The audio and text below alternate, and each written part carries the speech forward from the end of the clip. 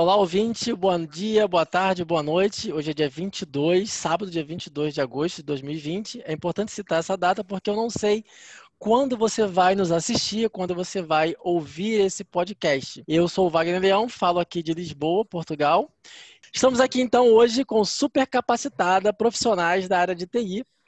E a gente pretende falar sobre mulheres na TI. Eu sei que é um tema que já está bastante em foco aí, muita gente falando. Eu acho que já passou do tempo de... Já se normalizou, né, essa ideia de mulheres trabalhando com TI, que até pouco tempo atrás era uma área bem dominada por homens, mas que lá no passado, não sei, meninas, se vocês conhecem a história, lá do tempo de Ada Lovelace, né? Era uma área, a área computacional, a área de cálculos matemáticos computacionais, era uma área exercida pelas mulheres, né? Então, sejam bem-vindas. Estamos aqui com a Natália, do Rio de Janeiro, e com a Joyce, também lá no Rio de Janeiro. Natália, por favor, se apresente, fale um pouco sobre você. Então, pessoal, meu nome é Natália, trabalho como analista de testes, aproximadamente aí, se eu for contar todos os estágios, como analista de teste, né? Passando pelos estágios, um ano aí como efetiva. Venho, então, desempenhando essa função, uma função que eu gosto bastante e que eu vou poder explicar aí melhor para vocês ao longo desse podcast. Legal, Natália. E você, Joyce? Olá, gente, eu sou a Joyce, eu sou desenvolvedora de sistema júnior. Acho que se contar dos estágios também, tem 3 anos de carreira, muito nova, né? E é isso, gente, espero agregar em alguma coisa e ajudar cada vez mais o cenário de mulheres a aumentar em TI. Bacana, meninas. Bom, antes de eu começar aqui com as perguntas, eu queria entender, Joyce, você faz o que exatamente? Você é desenvolvedora front-end, back-end, full stack, faz a coisa toda? O que tiver para fazer, a gente faz. O famoso desenvolvedor full stack mesmo. Eu trabalho com tecnologia back-end, Watson Assistant, que é uma plataforma de conversação, e teste unitário. O que tiver para fazer, a gente faz. Ah, você trabalha com Watson da IBM? Isso mesmo. Ah, legal, cara, muito legal. Com inteligência artificial, Chatbot. bacana. Chatbot, bacana, muito interessante. E você, Natália? Tá trabalhando com Então, como automação eu de falei, testes funcionais, manuais? isso, quando eu comecei na carreira, eu comecei com testes manuais, né? E aí agora eu estou desempenhando mais na função de automação de teste, que foi a área que eu sempre quis, né? Então a gente passa por teste unitário, teste de integração, teste de interface, todo o processo ali de desenvolvimento de software, né? Acompanhamento dos desenvolvedores no projeto. Então estou em tudo isso aí. Muito código também. Legal, bacana. Bacana ver essa evolução do teste, né? Eu já trabalhei com teste lá atrás, acho que em 2009, se eu não me engano, 2010. E na época, a única coisa que tinha de automação pelo menos na área de execução para simular o usuário final interagindo com o sistema, era o Selenium. Hoje em dia existe tanta coisa de bacana, eu vejo a evolução da área de teste muito rápida, muito grande. Bom, meninas, vamos aqui para a minha primeira pergunta, que eu estou muito curioso para saber a seguinte. Qual foi o momento que você decidiu trabalhar com TI, na verdade? Qual foi o start? O que motivou vocês a escolherem essa área? Vou começar com a Natália. Fala aí, Natália. Tá bom, então vamos lá. Eu sempre fui uma pessoa de... Eu tento olhar sempre para frente, né? Eu olho muito para o futuro. Então, eu sempre pensei assim, trabalhar em uma área que eu pudesse estar sempre atualizada, porque TI me proporciona isso, né? Hoje eu trabalho com uma ferramenta, daqui a 2 meses pode ser que eu não trabalhe mais com essa ferramenta. Então, é uma área que eu consigo estar sempre me atualizando. Eu não tenho rotina, né? Você está sempre vendo coisas novas, está sempre se atualizando. Então, é uma área que me desafia. Então, como eu sempre fui uma pessoa que gosta de desafio, que gosta de me atualizar, que gosta de tecnologia, né? Você poder, assim, pensar na sociedade, você poder ajudar pessoas, né? Software ajuda pessoas também. Então, você trabalha, eu como, né, trabalho na área de qualidade, então você entregar um sistema para um cliente que vai ter qualidade, que vai agregar para a sociedade, eu acho isso tudo muito importante. Então, acho que isso me motivou muito a entrar na área de TI. Legal, Natália. Você falou um negócio que eu considero muito importante, eu acho que eu já repeti isso em algumas vezes, em algumas palestras do evento do Unicarioca Dev, que muitas pessoas entram na faculdade e elas estão dizendo assim, por que você entrou nessa área? Ah, porque dá dinheiro, porque o índice de empregabilidade é Padrão, alto. né? Ok, ok, mas assim, você citou um negócio interessante que o software também ajuda as pessoas, né? Assim, a gente não entra, a gente não deveria estudar apenas para ter emprego, a gente deveria estudar para poder ajudar a Qualquer solucionar profissão, né? exatamente Qualquer qualquer profissão. profissão. A gente A gente deveria trabalha para a sociedade, não para a gente mesma. Assim, Exatamente. para a humanidade, eu ia é, dizer exatamente. A gente deveria estudar para resolver problemas para a humanidade, não exatamente para sim. ter emprego. Legal você citar isso, gostei do teu ponto de vista. Joyce, desculpe, qual foi o teu start? Assim, qual momento você decidiu, pô, é isso aqui que eu quero, é essa área aqui que eu vou seguir? Cara, assim, foi tudo muito engraçado. Não foi planejado, assim, eu não tinha sonho de trabalhar com isso. Muito pelo contrário, eu passei boa parte da minha vida querendo fazer veterinária. Porque eu sempre gostei de bicho, desde criança. Então, assim, eu estava decidida até mais ou menos o segundo ano do ensino médio que eu ia seguir carreira de veterinária. Mas, assim, nesse período aí de decisão, eu tinha hábito de participar de blog, né? Naquela época era famoso a gente ficar escrevendo blog e tal. E tinha muito de fazer template com JavaScript e CSS. Aí eu Uhum. fui me embrenhando nesse mundo aí de fazer template, eu adorava fazer, eu fazia para vídeos também, fazia, enfim, era uma coisa famosa entre as meninas nerds, né, da época.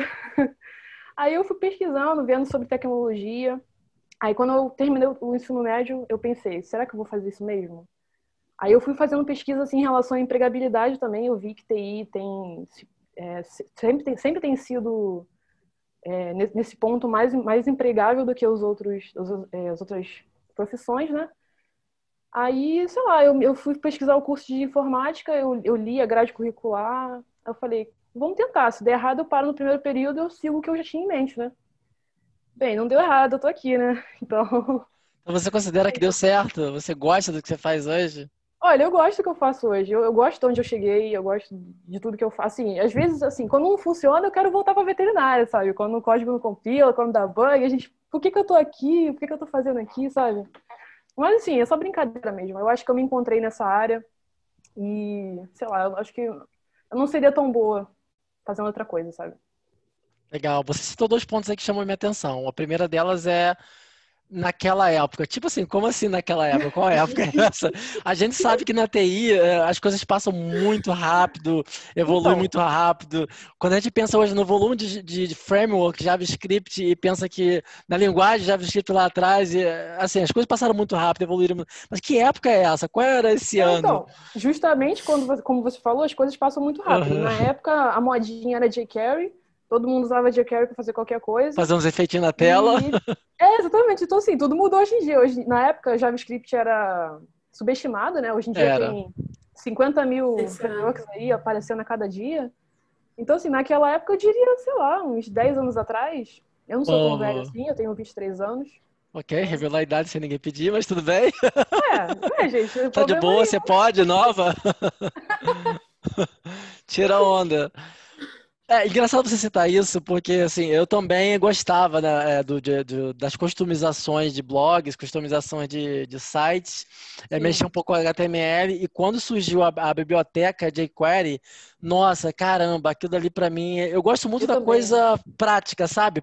Uhum. Pegue e use. Então, tipo, cara, bastava digitar uma linha de comando chamando lá a Já fazia um biblioteca que já monte de tá coisa, né? pronta, já fazia um monte de efeito, cara. Que assim, Sim. efeitos que antes eu me matava no Flash, na época do Flash. Não sei se vocês pegaram essa época de desenvolvimento de Não, sites não em peguei muito, Flash. não.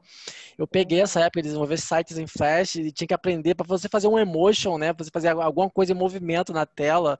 Era um parto, porque é como se fosse uma edição de vídeo. Eu odeio edição de vídeo, né? Imagina você que fazia edição de vídeo e às vezes via código. Era um saco. Então, quando veio a biblioteca de efeitos, vamos chamar assim, biblioteca de efeitos do JavaScript, cara, aquilo ali para Foi mim revolucionária. foi revolucionário. Às vezes eu comecei, e aí foi aí que eu comecei a fazer sitezinhos freelance, sabe? Tipo Uhum. HTML, com efeitozinho, um bannerzinho passando na tela, umas imagenzinhas girando. Era só botar uma linha de comando, chamar a biblioteca, tá pronto ali, muda o CSS, pronto, tô me entregando. E é uma coisa muito boa. Então, dois pontos muito interessantes. A época que não é... Gente, você que está nos ouvindo, não somos velhos. A época, na verdade era 2010, 2011, Sim. talvez. Mas é porque as coisas mudam tanto que pra gente parece que foi há 500 anos atrás, né? Mas, enfim, né? Verdade. Muda muito rápido. E outra coisa que você falou, para as garotas nerd, você usou essa expressão. Você acha Ela... que o fato de... Você se considera nerd? Bastante, desde sempre. Desde criança, eu sempre fui. Ok. Eu completamente me encaixo nesse estereótipo, eu acho, né? Essa é uma pergunta off-topic, não estava no script. E você, Natália? Eu já não me considero uma. Eu acho que eu passei um pouco por essa situação, porque na faculdade a gente tem muito esse perfil, né, do nerd. Mas aí eu não tenho esse perfil, mas assim, eu sou de boa com relação a isso, assim, não. Você não se considera nerd? Não, não me considero. Ok, legal, legal. Bom, é muito interessante esse ponto do start de vocês, o que impulsionou vocês, mas eu notei que mesmo é, dois pontos importantes que todos vocês falaram. A empregabilidade, né? O alto índice de empregabilidade na área de TI é um fator que você acaba se sentindo privilegiado, né? É um ponto Uhum. importante nesse momento. Nesse momento, principalmente. Né? Sim, a gente foi muito privilegiado. Sim. E hoje vocês estão trabalhando de casa, né? Imagino. Sim, Sim. Pois é, muita gente não tem esse privilégio de poder trabalhar de casa, né? Isso é um ponto com muito certeza. interessante. Bom, eu acho que eu posso ir para a pergunta 2. Hoje, o que você faz profissionalmente na prática, no dia a dia? Assim, queria que vocês falassem mesmo, porque para muita gente que está nos ouvindo, e eu imagino que o público do Unicarioca Dev é pessoas iniciantes, assim como vocês eram lá atrás, no tempão, Eu ainda e me tipo, tá. considero. Ah, tá, sim, mas não sei se você ainda se considera naquele momento assim, o que que eu vou fazer? O que que a área de Ah, TI não, não. faz? Qual a área que... Porque é muita coisa, é uma área muito abrangente, você pode seguir Sim. vários caminhos dentro da área da TI.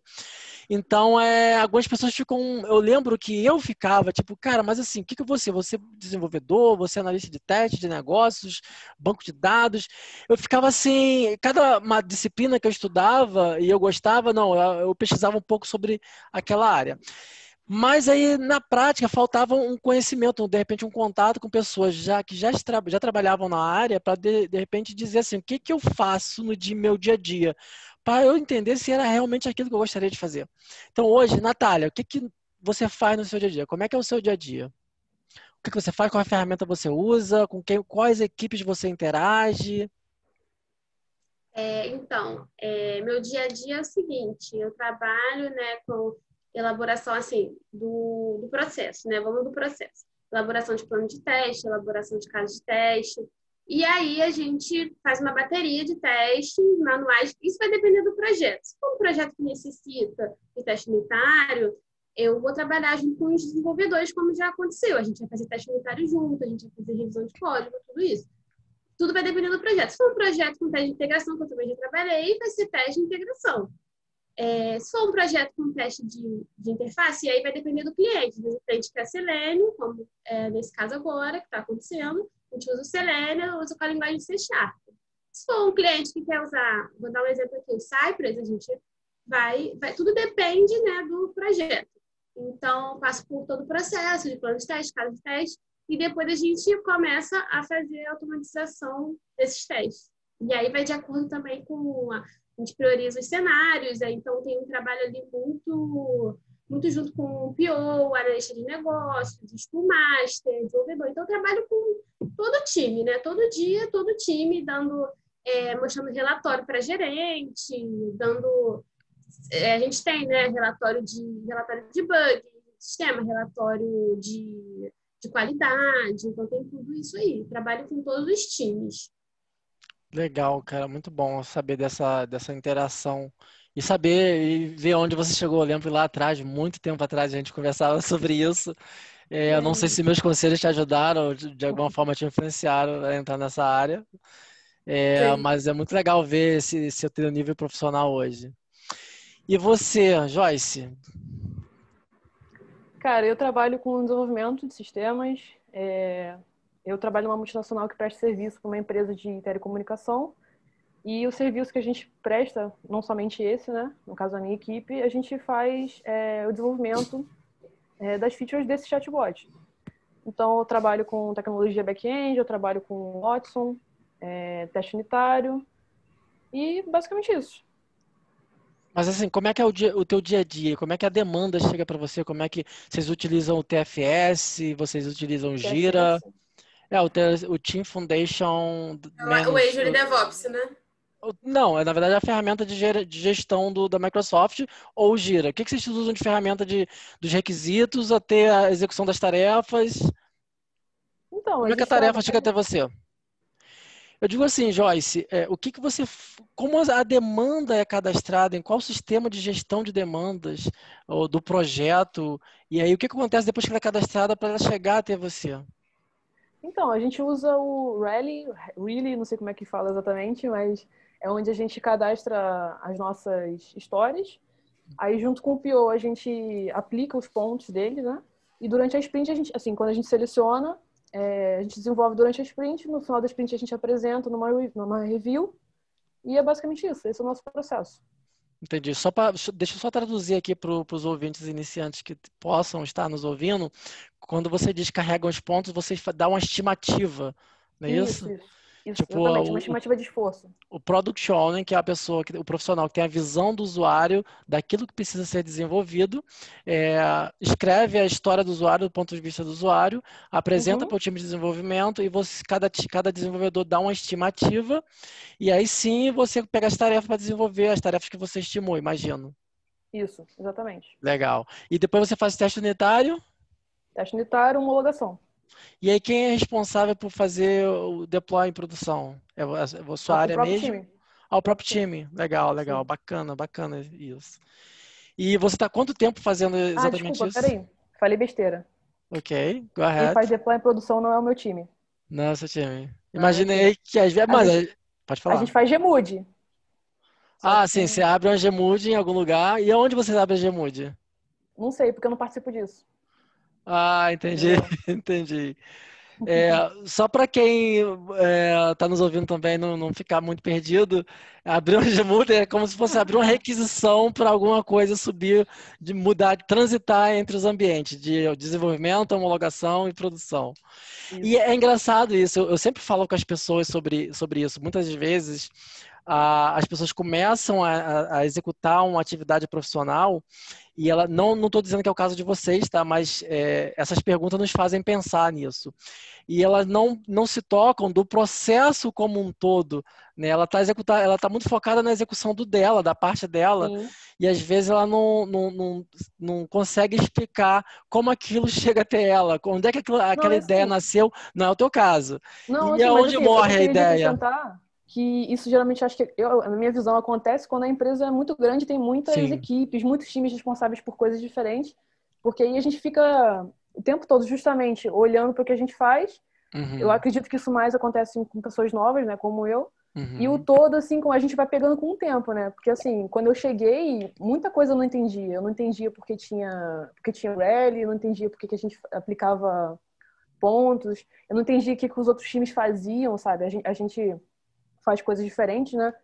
Mas é pro todo. Eu não entendia muita coisa. E, assim, aos poucos eu fui entendendo e acontece dessa forma. Acredito, quando as empresas são muito grandes e tem muitos funcionários, muitos times Sim. responsáveis por coisas Quanto diferentes. maior a empresa, mais departamentados são as atividades e os processos são maiores, gigantescos, um pouco mais burocráticos, né? E é muito comum mesmo as pessoas, talvez, por exemplo, eu executei, testei, disponibilizei para o próximo setor, tem que estar focado nas próximas coisas que eu vou executar. É muito comum a gente, de repente, não acompanhar as coisas até o final do processo. Isso vem com o tempo. Eu só fiz questão de mencionar isso mesmo, porque eu sei que o público do Unicarioca Dev que nos ouve, que nos acompanha, é uma galera iniciante. Então, às vezes, peraí, do que eles estão falando, né? Então, assim, você que está nos ouvindo, cara, é legal você entrar no ambiente de trabalho. Se você der sorte de trabalhar numa empresa pequena, você vai acompanhar todo esse processo, talvez você vai fazer tudo. Mas se você trabalhar de início, logo em uma empresa grande, você talvez não vai conseguir ter essa visão do todo o processo de imediato. Mas é legal você ficar atento a isso, né? É legal você entender como o fluxo de trabalho funciona. Bacana, bacana a tua experiência. Muito bom. Muito feliz com a participação de vocês. Tô muito feliz. Agora, assim, uma pergunta talvez assim um pouco delicada, porque eu já ouvi relatos, já li no LinkedIn desabafo de profissionais, de mulheres profissionais de TI, falando sobre pontos de constrangimento, né? E eu queria entender assim, o fato de você ser mulher influenciou de alguma forma positivamente ou negativamente? E aí eu vou selecionar uma de cada vez. Primeiro, a Natália, o que que você acha, Natália? Você acha que te influenciou ou já influenciou em algo bom ou algo negativo? Sim, eu acho que eu nunca passei, eu já vi também relatos, né, mas eu nunca passei por nenhuma situação ruim.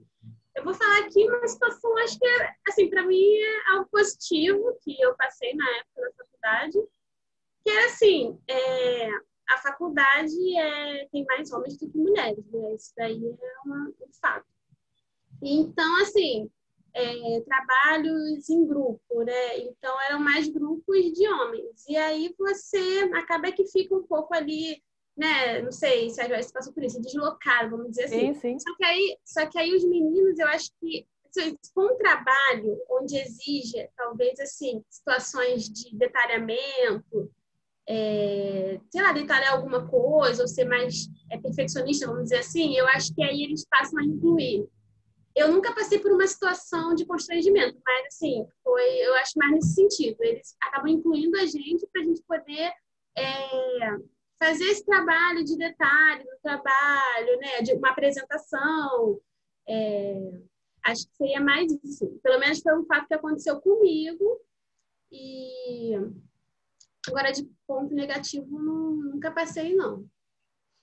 Essa pergunta, só me corrigindo aqui, essa pergunta é mais assim, na parte de influência, se influenciou positivamente ou negativamente? Do tipo, o fato de alguém, olha, ela é mulher, vamos ajudar, você sentiu, de repente, uma proatividade por parte, você citou que tinha muito mais homens, e sim, é um fato, você sentiu uma certa proatividade por conta disso? Não? É mais nesse lado, ainda não cheguei na pergunta mais temática, que é a parte de constrangimento em si. Então, Joyce, ainda na pergunta número 3, a mesma pergunta que eu fiz para a Natália, é, assim, no seu ponto de vista, o fato de ser mulher influenciou de forma positiva ou talvez até de forma negativa em algum momento? Então, no sentido positivo, eu acho que incentivou quando eu vi que tinha poucas mulheres na área, né? Aí eu vi que eu poderia ser uma e que eu poderia ajudar de alguma forma, nem que fosse fazendo presença, mostrando que tem uma pessoa, ao menos uma mulher na equipe, no time. Então, assim, me influenciou positivamente dessa forma. Eu quis ser de forma que servisse de divulgação para outras mulheres, de incentivo, entendeu? Dessa forma. E negativamente, acho que foi na questão da saúde mental.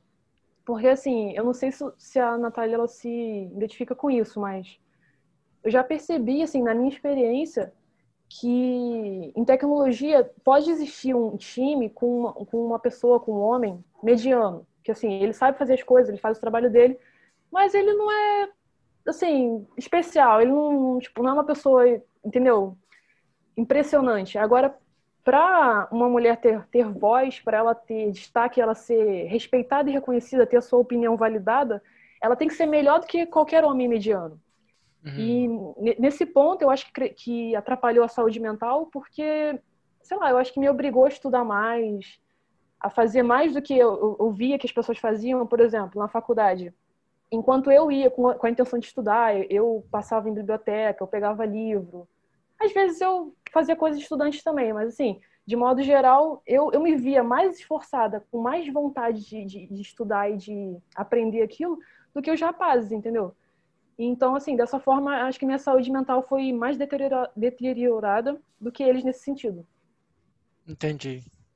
Bom, eu entendi que todos os pontos negativos acabaram te estimulando, te deram mais forças, aí você usou isso a Com seu certeza. favor. Uhum. Legal, legal, muito bom. Parabéns pela proatividade e pela flexibilidade, digamos assim. Bom, a pergunta número 4. Vocês já passaram por alguma situação constrangedora, desde a época da faculdade até hoje em dia no ambiente de trabalho? Eu deixo o encargo de vocês escolherem quem quer falar primeiro. Natália, Eu você posso gostaria? falar. Eu Pode falar, posso Natália. falar. Go ahead. Eu já passei por uma situação assim, de uma pessoa no trabalho alterar um pouco o tom de voz, né?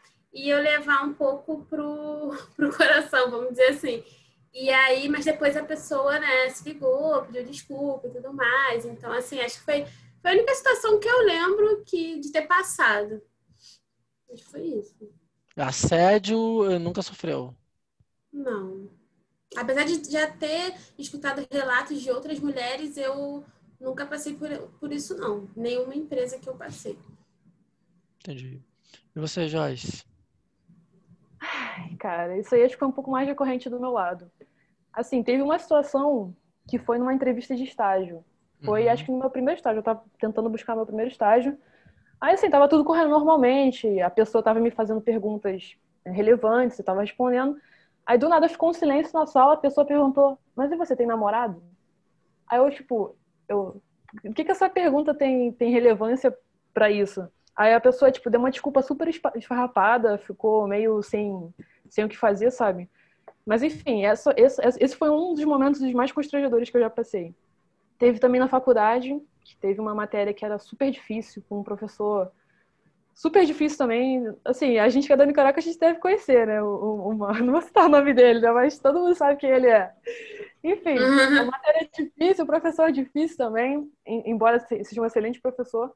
A média da turma foi 3 ou 2, alguma coisa assim. E eu tirei a única nota azul. Aí ele fez questão de chegar assim na sala e falar, ó, a Joyce tirou a maior nota da sala, parabéns, Joyce. Assim, ele fez com a boa intenção de me incentivar, de me parabenizar. E eu fiquei super feliz com o resultado, porque eu tinha estudado muito, passei muita raiva com aquela matéria também. Enfim, aí nisso eu voltei pro meu lugar para sentar. Aí um rapaz que sentava do meu lado, ele foi e perguntou, tá, mas qual livro que você botou na mochila para ter esse resultado aí? Aí eu falei, não botei motivo nenhum, não colei não, eu estudei pra caramba na noite anterior e isso surtiu efeito com a minha nota. Ele, eu duvido, você não tem cara disso. Aí eu fiquei assim e deixei pra lá, sabe, não quis discutir.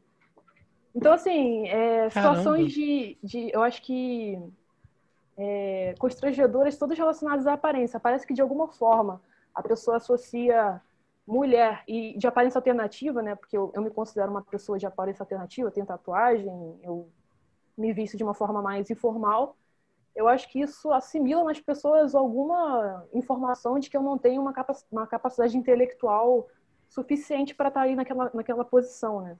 Então, foram situações constrangedoras. E, assim, ao longo do trabalho teve uma questão de assédio sexual também, mas, assim, não foi só comigo, todas as mulheres do departamento, elas passaram por isso. A pessoa foi punida, assim, eu fiquei muito feliz com a diretoria quando isso aconteceu. E assim, eu acho que assim, a questão mais recorrente que me incomoda, e eu gostaria de usar essa voz que eu estou tendo agora para assim, para as pessoas mais experientes que possuem vozes tentar mudar isso de alguma forma, é a questão de expressões machistas, expressões homofóbicas.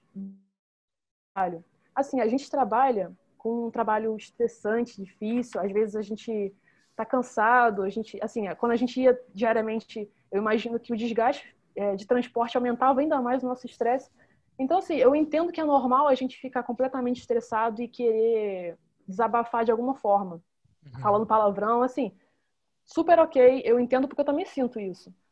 Mas eu acho que tem que haver a questão da pessoa ouvir o que ela fala, entendeu? Você tem que se expressar os seus sentimentos sem magoar os outros. E acontece muito frequentemente isso aí em todos os trabalhos que eu tive, que não foram muitos, né? Mas todos os que eu tive eu vi isso acontecendo, foi das pessoas expressando seu estresse, seu descontentamento com expressões machistas, sabe? Eu não vou citar aqui porque seria constrangedor ainda mais, né? Mas assim, eu gostaria que quem estivesse ouvindo, se você é homem, seja você júnior, seja você experiente pra caramba, preste atenção no que você diz, assim, e vê se aquilo ali seria agradável para uma mulher ouvir, entendeu? É isso. Situações constrangedoras que eu passei foram essas: trabalho, faculdade, Joyce, basicamente isso. obrigado por compartilhar. Eu acho que realmente é, expor isso é o que faz, é que talvez seja um pontinho que ajuda no processo de mudança como um todo. E acho que as suas dicas foram válidas, o recado foi dado aí. Então, quem estiver nos ouvindo, esse podcast ele tem a intenção de contribuir no processo de formação das pessoas iniciantes, né? Acho que pega essa dica aí, você que está nos ouvindo. Bom, vamos para 5 agora. Não sei se vocês... se eu passei isso no script para vocês e se vocês prepararam para isso, mas qual seria a recomendação para as mulheres que estão nos ouvindo e querem entrar nessa área? O que estudar? Onde estudar? Como estudar? Quais problemas elas vão enfrentar e como elas poderiam lidar com esses problemas? Quem quer começar? Pode ser eu, pode ser eu. Ok. Então, assim, eu não diria para estudar nem X nem Y, porque tecnologia muda a todo momento. Daqui a pouco vai ter outra aí, depois de amanhã vai ter outra. Então, assim, e também porque seria preferência minha. Eu prefiro X coisa, então eu vou falar para você estudar X coisa porque eu gosto também. Então seria tendencioso. O que eu recomendaria foi uma coisa que eu aprendi no meu primeiro estágio. Uma das pessoas que mais me influenciou profissionalmente, que eu carrego as influências até hoje, e que eu nunca esqueci esse conselho que a pessoa me deu, foi para você estudar o básico, tipo, você ser bom no básico, ser bom em tudo que te vai levar à frente, e você, como eu posso dizer, se dedicar ao que você gosta, descobrir o que você gosta, assim. Mais cedo a gente falou sobre, quando a gente é iniciante, a gente não sabe o que a gente vai fazer, se a gente vai ser desenvolvedor, se a gente vai ser teste, se a gente vai ser o X. A gente vê a área de tecnologia tão ampla, a gente não sabe o que fazer. Então, assim, o que eu recomendaria? Descobre o que você gosta, seja muito boa nisso, tipo, não seja mediana, seja boa pra caramba, entendeu? E seguir esse caminho, basicamente.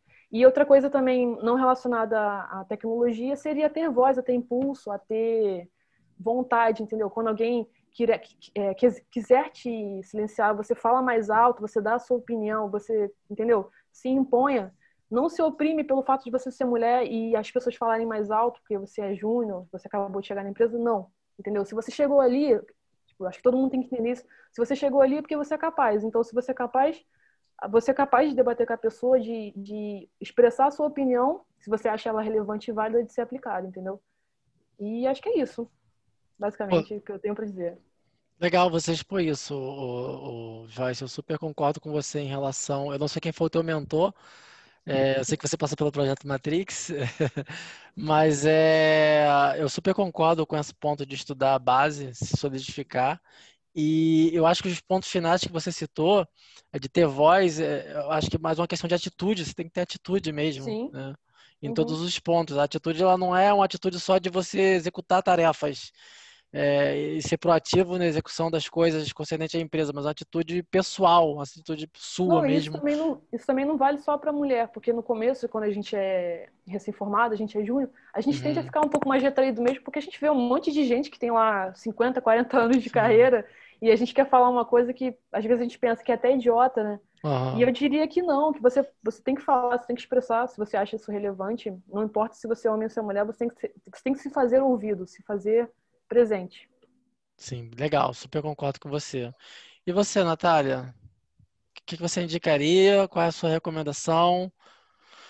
Diga lá. Então, então, né, o que estudar, né, que você colocou. Então, o que estudar, eu acho que, primeiro, é muito algoritmo e exercícios no caderno mesmo. Então, é pegar exercício de algoritmo, fazer na folha e algoritmo, estrutura de dados, estudar isso bastante, ter essa base, porque, assim, independente da área que você for escolher, se for desenvolvimento, se for teste, o X, Scrum Master, o que for, você precisa entender como é que funciona, precisa pensar logicamente como é que funciona o desenvolvimento, estudar todo, além do algoritmo e da estrutura de dados, estudar todo o processo de desenvolvimento, como é que acontece, quem participa, onde estudar, né? Na faculdade e também sempre procurar fazer cursos por fora. O que mais me ajudou foram os cursinhos por fora que eu fiz, né? Porque muitas ferramentas, tem linguagens que você não aprende na faculdade. Então, até vou pegar o gancho que a Joyce falou, não se prender à tecnologia, é focar no algoritmo, é focar ali no lógica de programação, principalmente, E depois, assim, a linguagem vai vir com o tempo. Você tendo a lógica, para você ir para a linguagem, é mais tranquilo. Então, seria isso. Tá sempre tentando participar de meetups, palestras, porque é o momento em que você conhece novas pessoas, então você vai estar sempre conhecendo pessoas que já são mais experientes na área, vão poder te ajudar. Várias vezes pessoas vêm me pedir ajuda com relação a teste. Poxa, como é que eu faço? Como é que eu começo? E aí eu vou lá e ajudo. Isso é bem legal. Eu gosto, porque eu tô vendo que eu tô ajudando outra pessoa a entrar na área, né? Então, sempre procurar ter um LinkedIn também atualizado é bom. Verdade, o LinkedIn é uma ferramenta importante. Porque você conhece mais pessoas, participar de meetups também, como eu falei. E eu acredito que seja isso, assim.